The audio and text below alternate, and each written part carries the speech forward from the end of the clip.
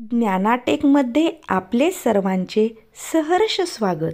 बालमित्रांनो, छान छान गोष्टीमध्ये आज आपण पाहणार आहोत गोष्ट कोल्होबा कोल्होबा बोर पिकली. एक गरीब म्हातारी एका झोपडीत एकटीच राहत होती. तिच्यासोबत कुणीही नव्हते. झोपडीच्या पाठीमागे एक मोठं बोराचं झाड होतं. त्या बोराच्या झाडाला खूप बोरं यायची आणि पिकलेली बोरं झाडाखाली पडायची.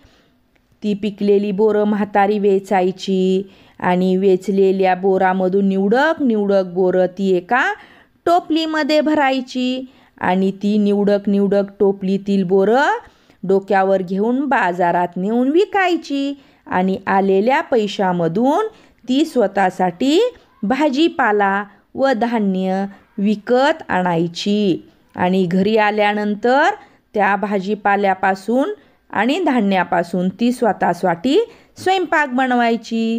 त्यासाठी ती चूल पेटवायची, तव्यावर भाकरी करायची. त्यानंतर ती एका कढईमध्ये स्वतःसाठी भाजी बनवायची आणि तयार झालेला स्वयंपाक ती जेवायची. जेवल्यानंतर ती अंथरुणावर झोपायला जायची. संध्याकाळी झोपडीचं दार लावून निवांत अंथरुणावर झोपायची.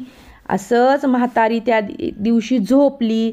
सकाळी उठली आणि नेहमीप्रमाणे म्हातारी झोपडीतून बाहेर आली. बोराच्या झाडाखाली आली तर तिथं एकही बोर शिल्लक नाही.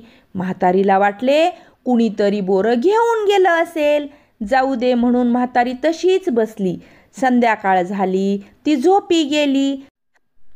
दुसऱ्या दिवशी सकाळी उठून पाहते तर काय, आजही बोराच्या झाडाखाली एकही बोर शिल्लक नाही. उलट तिच्या झोपडीच्या बाहेर कोणीतरी घाण करून गेले होते. म्हातारीला प्रश्न पडला, कोण करत असेल असे? कोण बोरं चोरून नेत असेल? म्हातारीनं ठरवलं, आज संध्याकाळी चोराला पकडायचं. संध्याकाळ झाली. म्हातारीने स्वयंपाक केला. लवकरच जेवण करून तिने दिवा बंद करून झोपडीत ती चोराची वाट पाहत बसली. 10 वाजले, 12 वाजले, कोणीच आले नाही असे म्हणून तिच्या डोक्यात विचार येताच तिच्या दारातून हळूच काहीतरी आवाज आला. पाहते तर काय, कोल्होबा बोराच्या झाडाकडे येतोय. कोल्होबा बोराच्या झाडाखाली आला. त्याने पोटभर बोरं खाल्ली.